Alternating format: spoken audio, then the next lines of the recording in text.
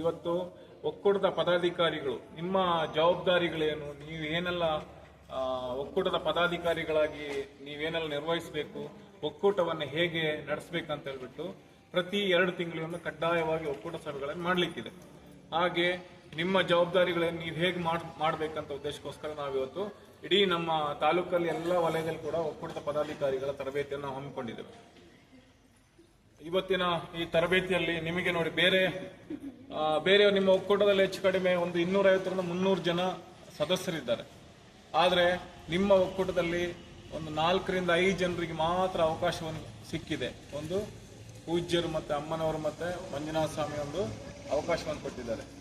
ನೀವು ಒಳ್ಳೆ ಚೆನ್ನಾಗಿ ಏನು ವ್ಯವಹಾರಗಳನ್ನು ಮಾಡ್ತಿರ್ತಾರೆ, ಒಳ್ಳೆ ರೀತಿಯಲ್ಲಿ ಸಂಘಗಳು ನಿಂತ್ಕೊಂಡು ಹೋಗಿದೆ ಅಂತ ಒಳ್ಳೆ ಒಂದು ಮೆಂಬರ್ ಆಗಿ ನಿಮ್ಮ ಒಂದು ಓಣಿಯಿಂದ ನಿಮ್ಮನ್ನು ಆಯ್ಕೆ ಮಾಡಿದ್ದಾರೆ ಅಲ್ವಾ.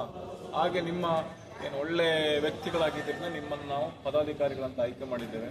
ನೀವೇನು ಮಾಡಬೇಕು, ಒಂದು ಒಕ್ಕೂಟ ಅಂತ ಹೇಳಿದ್ರೆ ಹೇಗೆ, ಒಕ್ಕೂಟ ಏನೆಲ್ಲ ಮಾಡ್ಬೇಕಂತ ಹೇಳ್ಬಿಟ್ಟು ನಾವಿವತ್ತು ನಿಮಗೆ ಒಂದು ಒಕ್ಕೂಟ ಅಂತ ಹೇಳಿದ್ರೆ ಒಂದು ಸ್ವಸಹಾಯ ಸಂಘಗಳನ್ನು ಪ್ರಾಯೋಜಿಸುವ ಒಂದು ಸಂಘಟನಾ ವ್ಯವಸ್ಥೆ ಆಯ್ತಾ, ಮತ್ತೊಂದು ಸ್ವಸಹಾಯ ಸಂಘಗಳ ಸಬಲೀಕರಣಕ್ಕಾಗಿ ಚಾಲನೆ ನೀಡುವ ವ್ಯವಸ್ಥೆ ಒಂದು ಒಕ್ಕೂಟ.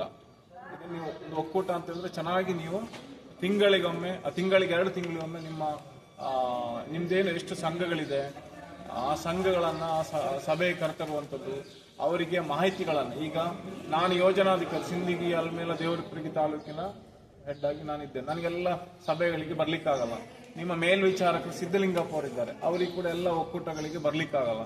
ಆವಾಗ ನಿಮಗೆ ನೀವೇ ಸ್ವತಂತ್ರವಾಗಿ ನೀವು 5 ಜನ ಪದಾಧಿಕಾರಿ, ಅಧ್ಯಕ್ಷರು, ಉಪಾಧ್ಯಕ್ಷರು, ಕಾರ್ಯದರ್ಶಿ, ಜೊತೆ ಕಾರ್ಯದರ್ಶಿ ಮತ್ತೆ ಕೋಶಾಧಿಕಾರಿ ಸೇರಿ ನಿಮ್ಮ ಸಂಘವನ್ನೆಲ್ಲ ಕರೆಸಿ ನಿಮ್ಮ ಸೇವಾ ಸೇರಿ ಒಂದು ಸಭೆಗಳನ್ನು ಮಾಡಬೇಕು. ಹೊಸ ಮಾಹಿತಿಗಳು, ಯೋಜನೆ, ನಮ್ಮ ಸಂಪನ್ಮೂಲ ವ್ಯಕ್ತಿ ಮೇಲ್ವಿಚಾರಕರು ಯಾವತ್ತು ಇರ್ತಾರೆ, ಏನು ಅನಿವಾರ್ಯ ಇಲ್ಲದೆ ಇರ್ಬೋದಷ್ಟೇ.